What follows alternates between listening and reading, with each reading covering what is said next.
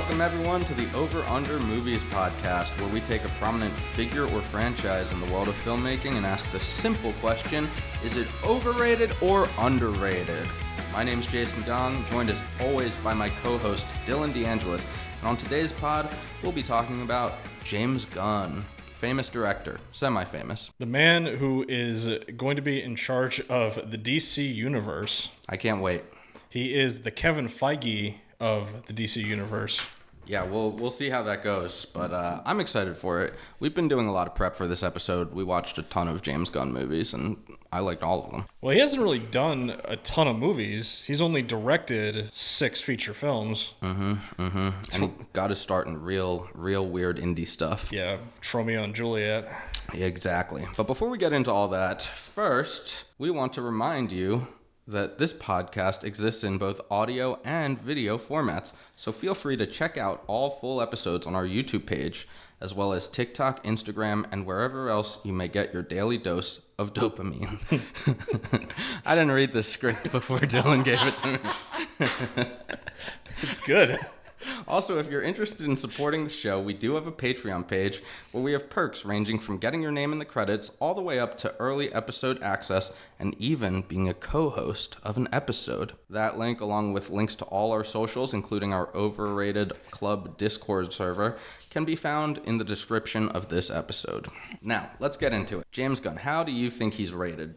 I would say that he's an interesting director because he hasn't really directed a ton of movies. He has 6 director credits for feature films, and 3 of them are the Guardians of the Galaxy movies. He's done Slither in 2006, which is a fun, horror comedy, monster movie. Yep.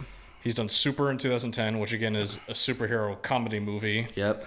And then he's done Guardians 2, The Suicide Squad, another kind of comedy superhero movie, and then Guardians 3, which came out this year. 5 of his 6 movies are superhero comedy movies. Yep. It is really interesting. Most people, I would say, don't get the chance to direct a big budget superhero movie after coming off of 2 movies.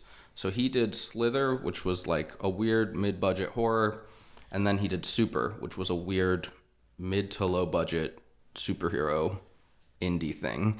And then Marvel liked that enough where they were like, we want you to come and be weird for us. And it paid off huge for him and for Marvel, I would say. I mean, it's one of the biggest risks that Marvel took was the decision to make a Guardians of the Galaxy movie. The Guardians of the Galaxy, from what I understand, aren't exactly a new team. I'm sorry, they are a newer team in the comic books, and the run that he was pulling from is the newer run, right? Yep, that is what I told you yesterday when we were watching Guardians 3. I'm not sure the exact timeline of all the Guardians comics, but basically there was a 70s or 80s run that used a bunch of characters you've never heard of, and then they made a new team in either the late 2000s or early 2010s, and most of the characters in the film are pulled from that new series. But some characters from the original Guardians of the Galaxy team are pulled in and then completely recontextualized. Yondu is from the 70s run, and he's just a guy that's a hero. And then James Gunn brought him in as this space pirate, which was a really cool take on the character. Yeah, shout out to Michael Rooker, who's in, is he in all of these movies? He's in Slither. Is he in Super? I don't know if he's in Super, but he's in all 3 Guardians, and he's in the Suicide Squad. Yeah. So James Gunn, he definitely takes care of his actors. It's fun seeing the different characters that he just casts his friends in. Obviously, Sean Gunn, he managed to make his brother a main MCU character. Yeah, he keeps his creative stable pretty consistent, which I always admire when directors do that. I like when they have their friends and people that they love to work with. And now James Gunn puts his wife in all his movies. She plays the... Well, he had his wife in his first movie, too. When he was married to Jenna Fisher when Slither came out. Yes. My understanding is that they're still close friends today and help each other professionally. Which makes sense, I guess, that Super stars Rainn Wilson. What was Rainn Wilson doing in 2010? He's doing The Office with Jenna Fisher. Yeah, that's almost definitely how he got the part in Super. So looking at his Rotten Tomatoes scores, his movies are pretty well liked. Yeah. The Guardians movies all have high critical ratings, all have good audience ratings. The Suicide Squad has really good critical ratings. Slither, I think, is in the 80s on Rotten Tomatoes, which is really, really good. And Super as well is sort of like a cult classic today. So people generally like him a lot. I would say I'll be arguing that his work is underrated today. And I would just say that I don't think he is kind of talked about the same way that other auteur directors are talked about. Even though his movies are just as good. I think the fact that he's sort of been relegated to being a superhero guy has kind of stymied his ability to be known as like a critical director, if that makes sense. Like Nolan's able to break the mold because he did his superhero trilogy and then he got out and has been doing weird shit ever since. James Gunn started off doing weird shit, immediately got pulled into doing superhero stuff and hasn't been able to leave since. Well, the interesting thing about James Gunn is that, especially if you look at him, like he doesn't look that old. He looks like a younger director, and you'd say, well, he's only done 6 movies, and his first movie is in 2006. So, like, maybe this is like an up-and-coming director. He's 57. He's not a young guy. He's older than Christopher Nolan. And so you're like, okay, so what has this guy been doing? You got to assume he's probably been working in movies most of his life. Well, he has a lot of writer credits on movies in his younger days. Yep. He did writing on Romeo and Juliet. I think that was his first credit.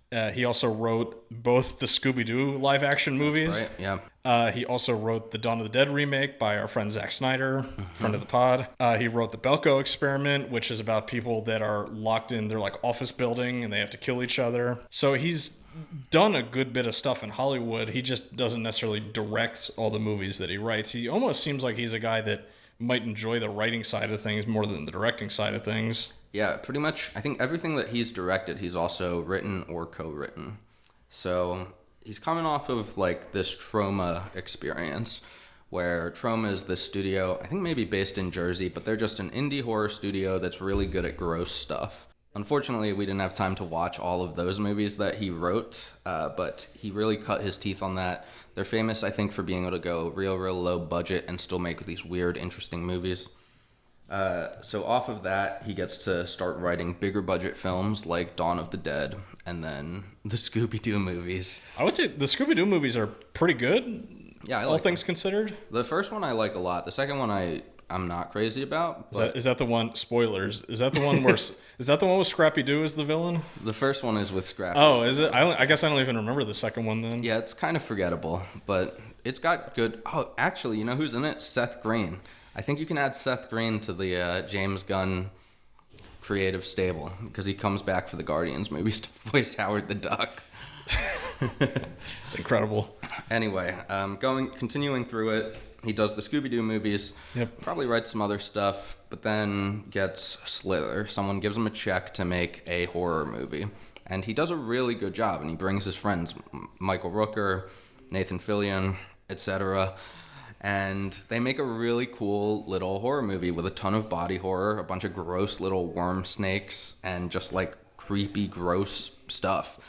That movie flops at the box office, so he has to do something with less special effects for his next movie.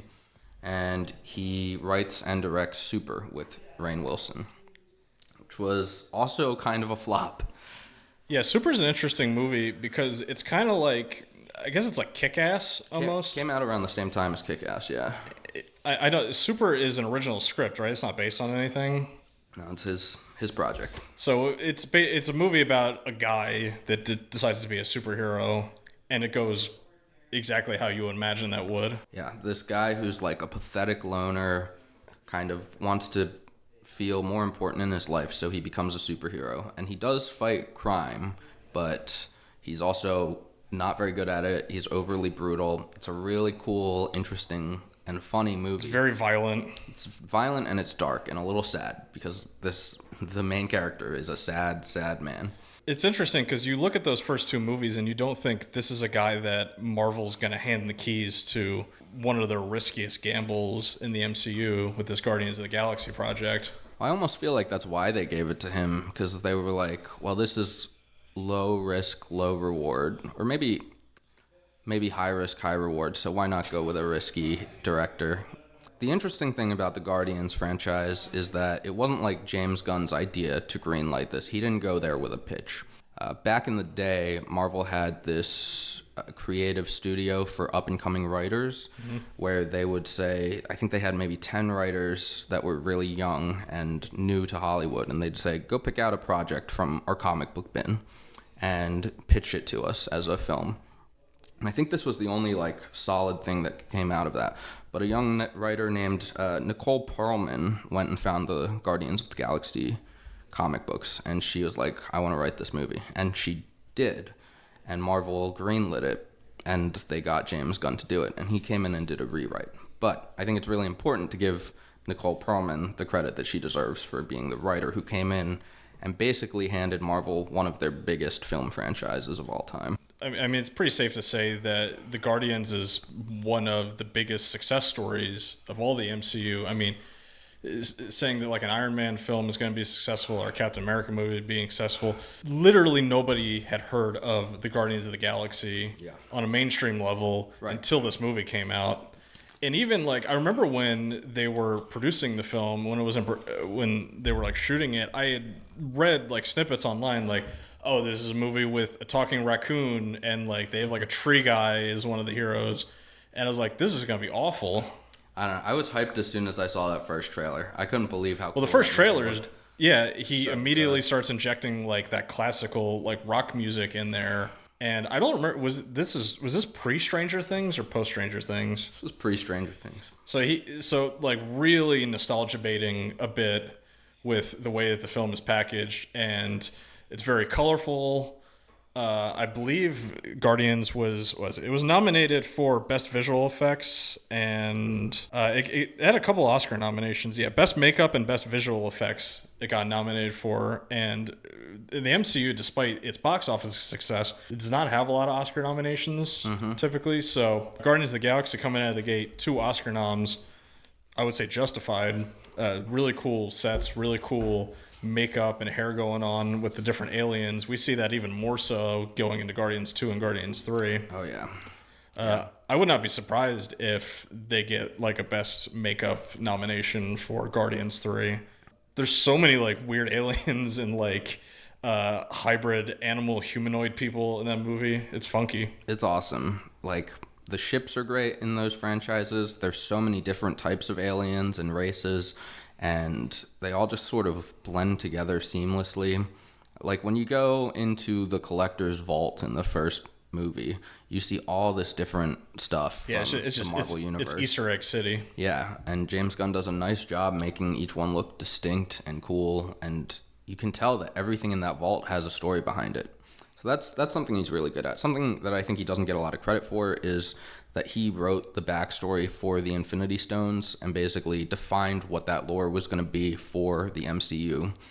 It was pretty vague prior to that, but he wrote it, I think in 15 minutes, he said, and just added it into the Guardians movie. Because that first Guardians movie is the first time we see Thanos in a movie, right? It's not a post-credit scene. That's not a post-credit He's scene. an actual character that shows up for a couple scenes. Mm-hmm.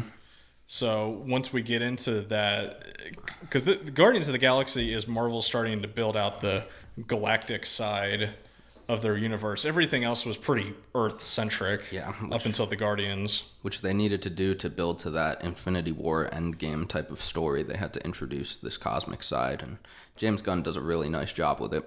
Yeah, I mean, that first film, it had a lot of stuff that it needed to accomplish. Sure. I think it did a really good job. I think the first Guardians of the Galaxy movie, for the most part, is good. It has... it's got some problems that a lot of Marvel movies suffer from, namely the villain is not that interesting, honestly. You don't like Ronan the Accuser? Ronan the Accuser, completely forgettable. But they brought him back for Captain Marvel because he was such a beloved villain. Yeah, that worked out great for the Captain Marvel movie, let me tell you. Moving on to Guardians 2, that was the next film he did. He was basically just going to do the Guardians back to back to back. But Guardians 2 is a very different movie. It's very differently structured than most superhero movies. The team's already together, and then they're doing this father-son story.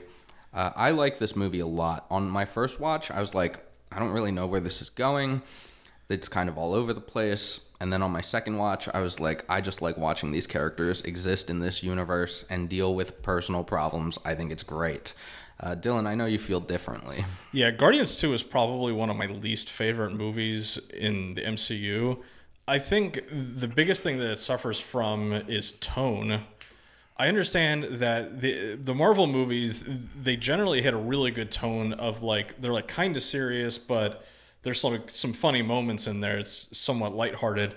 It's meant to, run the gamut of like audiences. It's meant to be good for kids, good for adults, good for everybody. That's how you make $1 billion at the box office. Mm-hmm. The problem that I had with Guardians 2 is that in the same scene, oftentimes there would be this like serious, heartfelt moment between two characters that was immediately buttressed with a joke that would completely like suck the air out of the room, and it happened the entire runtime of the movie.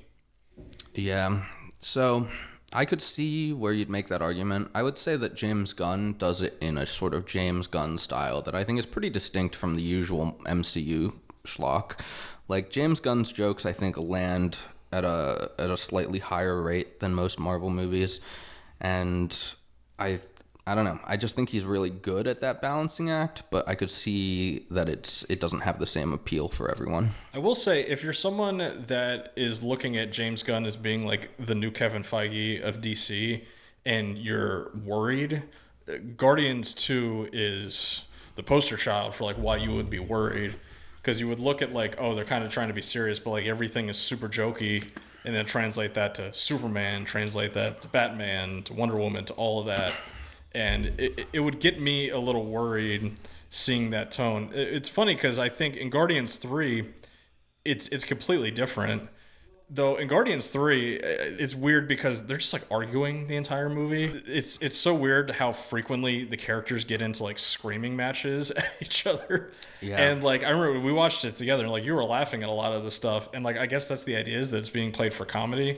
Yeah. If you don't find his stuff like funny, if you watch like 10 minutes of a James Gunn movie and you don't find yourself laughing, it's going to be the whole movie. It's not going to win you over with like one like off joke or something like that, which for some audiences that might be concerning.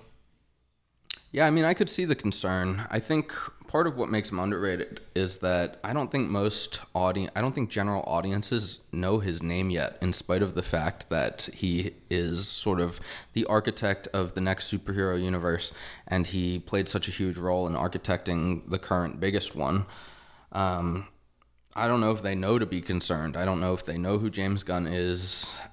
He's quite famous, but I don't think he's a household name the way that like Nolan is. I mean, he's certainly enough of a household name to get himself canceled and uncanceled by Marvel. I guess we can talk about that now.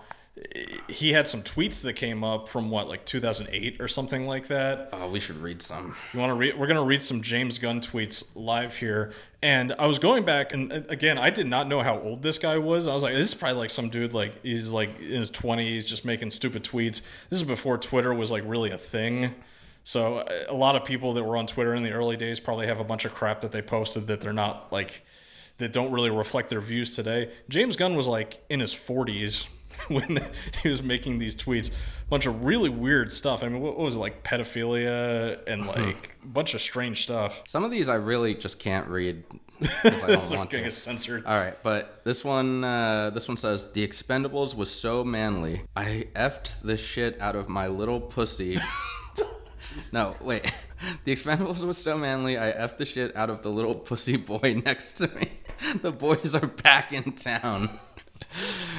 Let's censor some of that in post. The Expendables, men being men. Oh my god.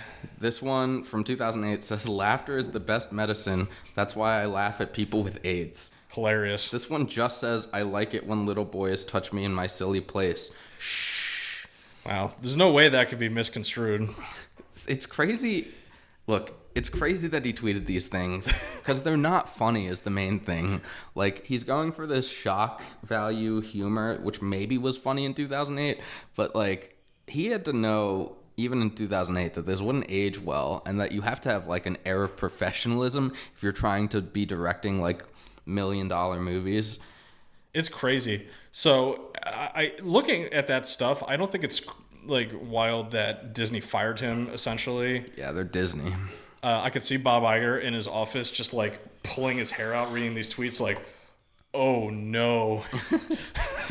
Yeah. we gotta get in front of this right now. I mean, I'm on the train of like, don't fire James Gunn, rehire him. You know, I didn't like that he was fired, and I wanted him to get rehired because I really like those Guardians movies. But, and continuing just going through his filmography, it might have been a good thing he got fired and then later rehired because it gave us the Suicide Squad. That was his next project after Guardians 2. DC poached him almost immediately, and they poached him for what they really wanted to be their Guardians project. So when we look at the Suicide Squad movie from 2016, David Ayer film, you look at the trailer for that, and it's so obvious that they're trying to go for the tone of the first Guardians movie. They have like a recognizable soundtrack, this group of misfits that are not good guys but are forced to be good guys, and you look at it and you're like, oh, this is fun. This is going to be like Guardians of the Galaxy. And then it wasn't like that at all. And it was a bad movie. So they still liked, I think they just liked some of the contracts they had with actors, Margot Robbie. And they were like, all right, we're going to keep making Suicide Squad movies, but we got to go a different way. And then James Gunn got fired from Disney, and Warner Brothers was like, let's get that guy. And they did, which led to the Suicide Squad. We watched that together. What do you think of it? I thought it was definitely better than the first one. It's clear that DC basically poached him in the way that like a sports team would poach a player that got like a drug charge and was released by his team, and then another team would immediately go, wait, but that guy's like really good at football, we'll just sign him, who cares? And that's what DC did. They're like, we don't give a shit about tweets, we want like the funny tone. And they just immediately pulled him into that Suicide Squad movie.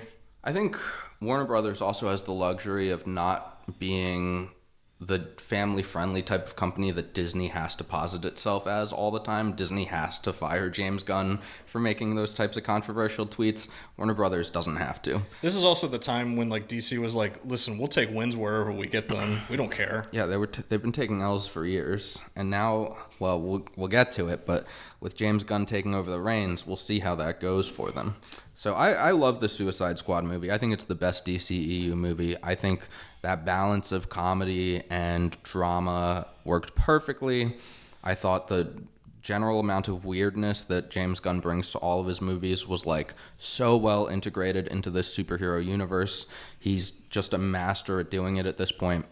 I just love the Suicide Squad. And then that we don't talk about TV shows that much on our movie podcast, but I thought Peacemaker was pretty awesome. Yeah, I haven't seen Peacemaker. I know that it's pretty well regarded. Shout out to him for like plucking John Cena, who is an insanely well-known WWE wrestler, and turning him into this like specific character. Can't see him because like the worry you would have by casting a wrestler is you would look at like The Rock. The Rock is very famous, but he kind of only likes playing The Rock. James Gunn pulls Dave Bautista out of the WWE and turns him into Drax the Destroyer. Incredible casting choice in hindsight. It was great. And then he does the exact same thing with John Cena for Peacemaker. If you're looking at reasons to be really optimistic about James Gunn as the guy in charge of the DC universe, is that you look at these ensemble casts that he's worked with, and he just gets the absolute most out of his actors. You look at the ensemble cast of Guardians of the Galaxy, you look at the Suicide Squad. I mean, there are a ton of characters in that Suicide Squad movie. Yep. And some of them are like pretty famous actors that are like barely in the movie. Yep. And the fact that he's able to like convince people to come do his movies for him, even if they're like relatively small roles, it lends credence to the idea that his DCU is going to be really good because he's going to be able to get actors in there and get the most out of them. Yeah, the most important part of directing, and I don't know if a lot of people know this or agree with this, but the number one thing a director has to do is get the performances from their actors. And, you know, you can have an amazing looking film and an amazing sounding film, but if your actors aren't giving it their all, then it's not going to work. I think he always gets it all from his actors, whether it's the comedy or the drama. And that's what I really, really love about James Gunn. Yeah, I mean, if you look at the Guardians films, like Chris Pratt, I think is not that good of an actor. I don't know if that's a hot take, It probably, I mean, it would have been in 2014. I think most people don't care now. but he's like kind of funny in Parks and Rec. He plays like a schlub character in Parks and Rec. He plays a completely different character with Star-Lord.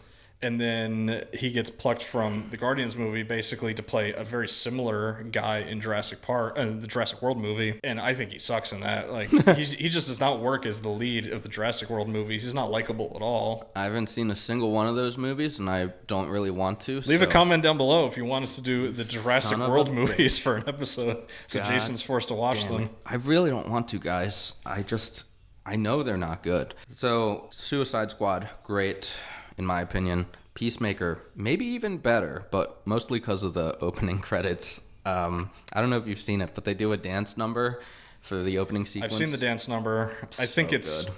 I think it's weird.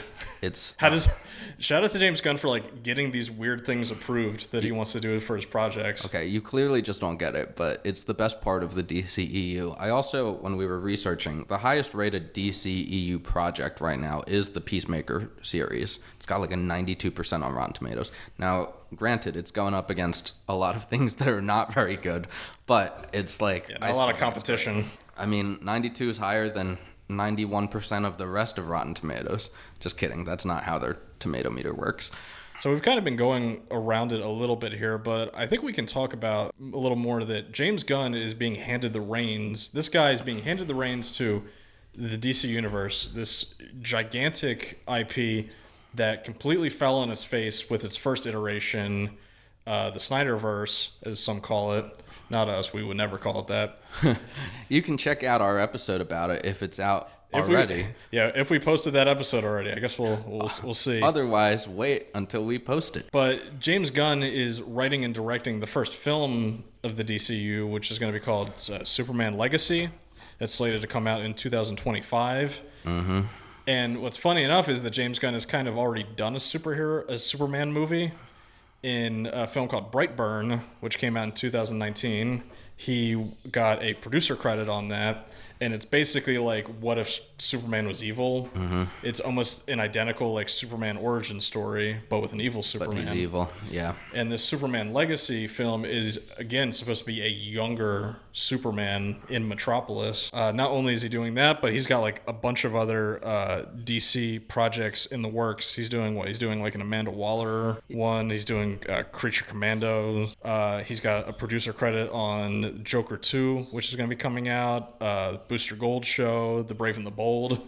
Yeah. Which is being directed by the guy that just did The Flash. Yikes. Hope he's got that contract signed in like permanent ink.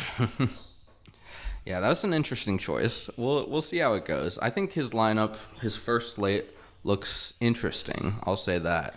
And that's what I want to see from James Gunn anyway. I don't want to see like, I'm doing Superman, then Batman, then Green Lantern, then Wonder Woman, like, which he is doing all those things. But for him to come out after, I don't know if you remember, but there's like so much buzz and speculation when he was first announced to the time he announced the slate. So that whole month of January, people were like, when's he going to talk about it? What's he going to say?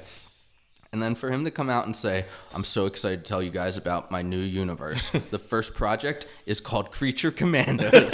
It's an animated series. I was like, what are you talking about, James Gunn? For like a guy that came from the Trauma movies, like that's like exactly that's who he is. Yeah. He's a guy that makes weird shit. Yeah, those Creature Commandos are going to be weird, I hope. So that should be fun. What are your thoughts on giving the reins to one guy versus like a groupthink mindset? I don't know. Kevin Feige's been running the Marvel universe pretty well. I mean, do you think that just because Kevin Feige like has been able to make it work all these years, do you think that necessarily makes it better to hand the keys over to one guy versus having more of a committee mindset to things? I don't know. Ultimately, it's just having a boss at the top, which most things that make things do. So, the Star Wars universe has one person architecting it at the top, the very top. There's still going to be a ton of like group activity going on and committee decisions happening within this universe. It's just that James Gunn's name happens to be at the top of it.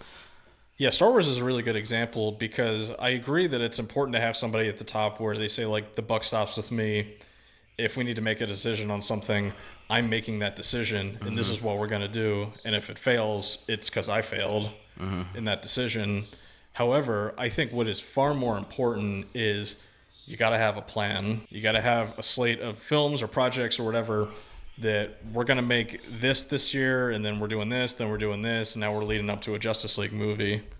And have that plan and execute the plan. And don't, like, see the box office return for a movie and go, all right, we need to pivot. We need to do something else. We need Batman v Superman 2 right now. we need a movie that can make $1 billion ASAP. Yeah, it seems like he has a plan. I mean, that slate seemed pretty solid, pretty fun, and it seems like he's not going to deviate from it. I mean, Warner Brothers hasn't canceled any more projects since he. Well, that's the came worry, on board. right? The worry is not going to be him. The worry is going to be Warner Brothers seeing returns that aren't, like, immediate and just cutting bait immediately. Just being like, okay, we'll reboot again. I don't give a shit. Yeah, we'll see. I mean, hopefully his contract is pretty locked in as well. Yeah, his most recent film is Guardians 3, which we've kind of talked about a little bit. I liked it. Dylan liked it. Let's. How do you think he's rated on a scale of 1 to 10? What do you think the general audience, what do you think the culture sees him as? All right, on a scale of 1 to 10. And by the way, if anybody's got an idea for a rating system we can go with to have as, like, our baseline, right now we're doing 1 out of 10.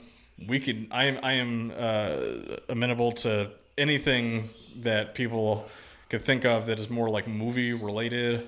Right now we're doing 1 to 10. I would say he's probably like a 6. Mm-hmm. He's definitely well regarded, but I was looking at lists of, like, best directors of all time, best directors, like, currently active, and he's usually not super highly rated. He's definitely in the conversation. I found on IMDb they have a list of the top, like, current working directors. You want to take a guess of where he was ranked on that list? How long was the list? 75. Top 75 directors currently working. 69.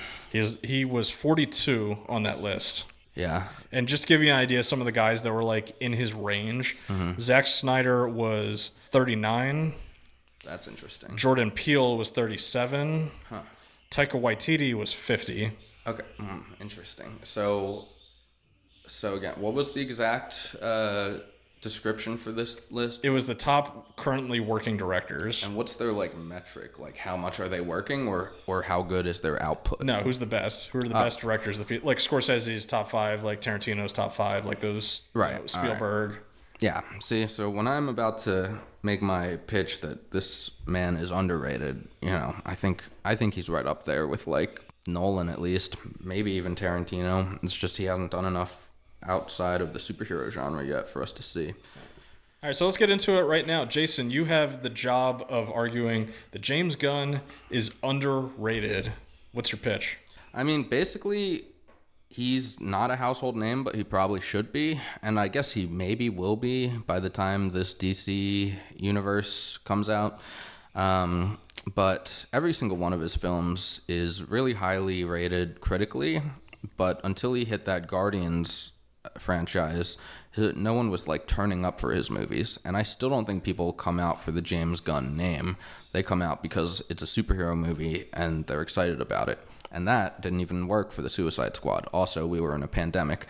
But there's only a handful of directors where you can slap their name on the trailer and people be like, oh my God, I have to go see this.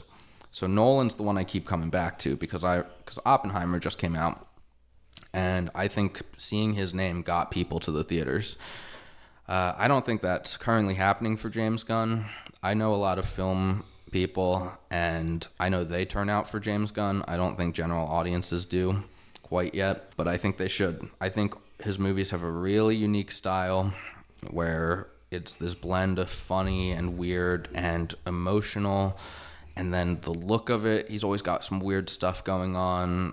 His Guardians movies are all really colorful. The costuming is great on every single one of his films. Like, he has this look that he goes for. He works with the same actors every time, so he has like a consistent tone throughout his movies, even though you see the evolution of his directorial style. So I just think he's such a fantastic director, and I think his name should be held in the same regard as even like Tarantino. I think maybe if he's not in the top 10, I think he should be in the top 20 of that best working directors today. Yeah, I think, what was it, 49? 42? He was 42 on 42. IMDb's list. Yeah, I think he could be a little higher on that list, or lower, depending on, lower in the numbers, but higher in terms of critical rating. Yeah, I just think he's really good, and he's consistent. All 6 of his movies are good. He has no misses.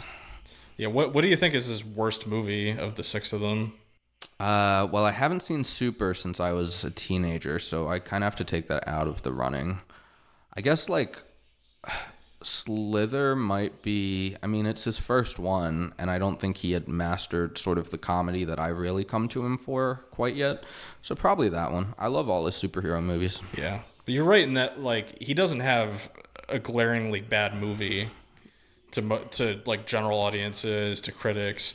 He doesn't have a Batman v Superman. He doesn't have a film that, completely flopped and, really screwed him up. The only thing that screwed him up is, his tweets.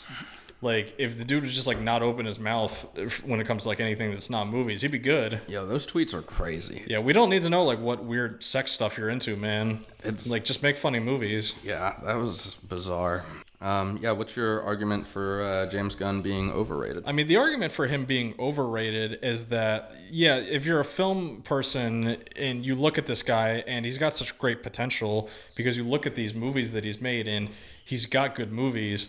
The thing is that he hasn't proven that he can do it yet. And you look at his movies and 5 of the 6 are funny superhero movies. There's no range here. There's no proven range as a director. If you look at Christopher Nolan, he's proven that he can make all sorts of different movies. You look at Steven Spielberg, he's made all sorts of different movies. James Gunn likes what he likes. He is very good at making one specific type of movie, and that's got to be the worry when you're looking at the DC films. You do not want a funny, lighthearted, colorful Superman movie per se. Or maybe you do. Do you want that same thing for Batman? Do you want that same thing for Aquaman? This is the guy that's going to be leading that franchise, and this is the tone that he's kind of locked himself into. This might work for a Peacemaker TV series where you're like, oh, it's John Cena being silly and violent, and it kind of works. But this guy has not proven that he could do it on the biggest stage just yet, and that's what his contract has him signed up for right now. He is an unproven commodity. He's a guy that's proven that he can do Guardians of the Galaxy movies. I'm going to give you a little bit of a hot take right now. The Guardians of the Galaxy movies in and of themselves are very overrated. Guardians 2 is not a good movie.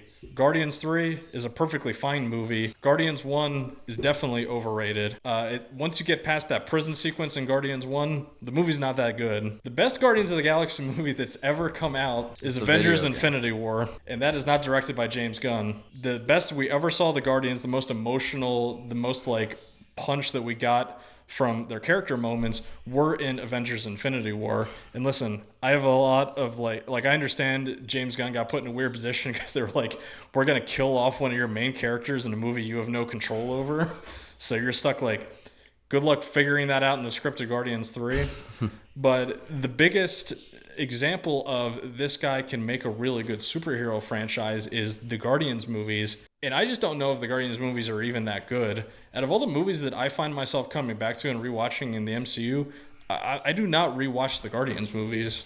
Yeah, that is a hot take. That's crazy. The Guardians movies are some of the best movies. Well, and that's a minority opinion for sure, because the critics like the Guardians movies, the audience likes the Guardians movies, but I mean, clearly Marvel wasn't interested in giving this guy more control, right?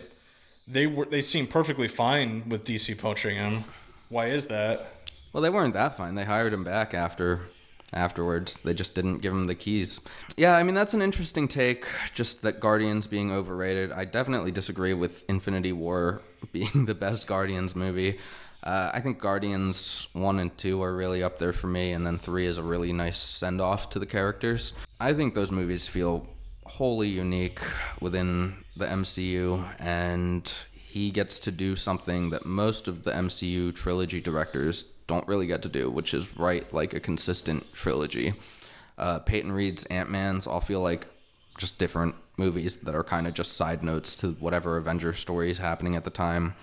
The Spider-Man movies don't feel really consistent, but these Guardian movies feel consistent. Yeah, he's definitely got a vision, and that's my only worry with him for the DC stuff is that he feels kind of samey as a director.